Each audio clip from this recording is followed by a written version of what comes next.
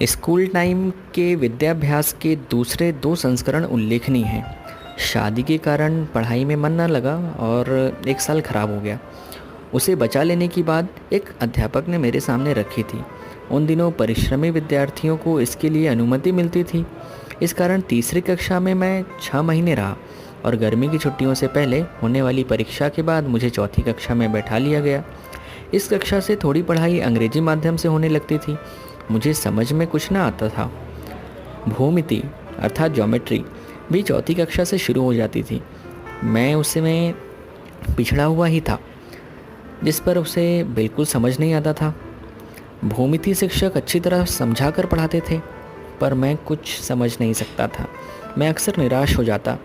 कभी कभी यह सोचता कि 1 साल 2 कक्षाएं करने का विचार छोड़कर मैं तीसरी कक्षा में लौट जाऊं, पर ऐसा करने में मेरी लाज जाती और जिन शिक्षक ने मेरी लगन पर भरोसा करके मुझे आगे की कक्षा में बैठाया है, उनकी भी लाज जाती।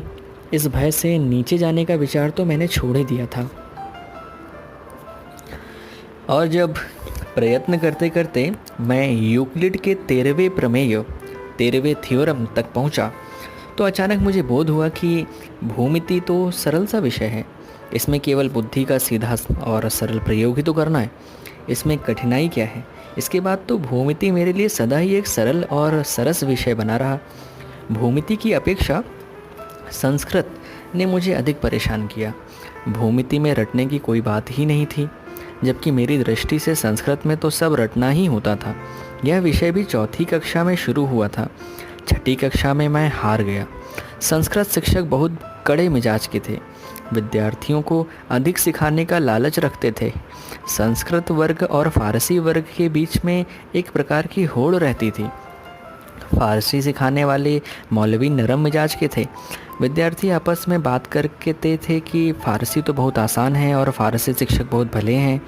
विद्यार्थी जितना काम करते हैं उतने से वे संतोष कर लेते हैं। मैं भी आसान होने की बात सुनकर ललचाया और एक दिन फारसी की कक्षा में जाकर बैठा। संस्कृत शिक्षक को दुख हुआ। उन्होंने मुझे बुलाया और कहा, यह तो समझ कि तू किनका लड़का है। क्या तू अपने धर्म की भाषा नहीं सीखेगा? तुझे जो कठिनाई हो सो मुझसे बात कर। मैं तो सब विद्यार्थियों को बढ़िया संस्कृत सिखाना चाहता हूँ। आगे चलकर उसमें रस के घूंट पीने को मिलेंगे। तुझे यूँ हार नहीं मानना चाहिए। तू फिर से मेरी कक्षा में बैठ। मैं शर्माया। शिक्षक के प्रेम की अवमानना मैं नहीं कर सकता था। आज मेरी आत्मा कृष्णशंकर मास्टर की उपकार मानती है, क्योंकि जितनी संस्कृत मैं उस समय सीखा उतनी भी ना सीखा होता तो आज संस्कृत शास्त्रों में मैं जितना रस लेता हूँ उतना ना ले पाता। मुझे तो इस बात का पश्चाताप होता है कि मैं संस्कृत अधिक ना सीख सका, क्योंकि बाद में मैं समझा कि किसी भी हिंदू बालक को संस्कृत का अच्छा अभ्यास किए बिना नहीं रहना चाहिए। आज तो मैं यह मानता हूँ कि भारतवर्ष की उच्च शिक्षा के पाठ्यक्रम में मातृभाषा के अतिरिक्त राष्ट्रभाषा हिंदी, संस्कृत, फारसी, अरबी और अंग्रेजी का स्थान होना चाहिए। भाषाओं की इस संख्या से किसी को डरना नहीं चाहिए। भाषा अगर पद्धति पूर्वक सिखाई जाए और सब विषयों को सिर्फ अंग्रेजी के माध्यम से सीखने सोचने का बोझ हम पर ना हो, तो ऊपर की भाषाएं सीखना बहुत ही आसान है और आनंददायक भी। और जो व्यक्ति एक भाषा को शास्त्रीय पद्धति से सीख लेता है, उसके लिए दूसरी भाषा का ज्ञान सुलभ हो जाता है। असल में तो हिंदी, गुजराती, संस्कृत एक भाषा मानी जा सकती है। इसी तरह फ़ारसी और अरबी एक मानी जाए।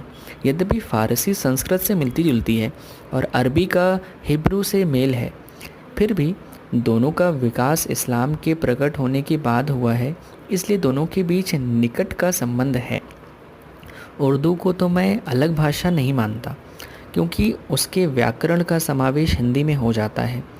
उसके शब्द तो फ़ारसी और अरबी ही हैं। ऊंचे दर्जे की उर्दू जानने वालों के लिए अरबी और फ़ारसी का ज्ञान ज़रूरी है, जैसे उच्च प्रकार की गुजराती, हिंदी, बांग्ला, मराठी जानने वालों के लिए संस्कृत जानना आवश्यक है। फिर आगे क्या हुआ, इसकी कहानी अगले एपिसोड में जानिए।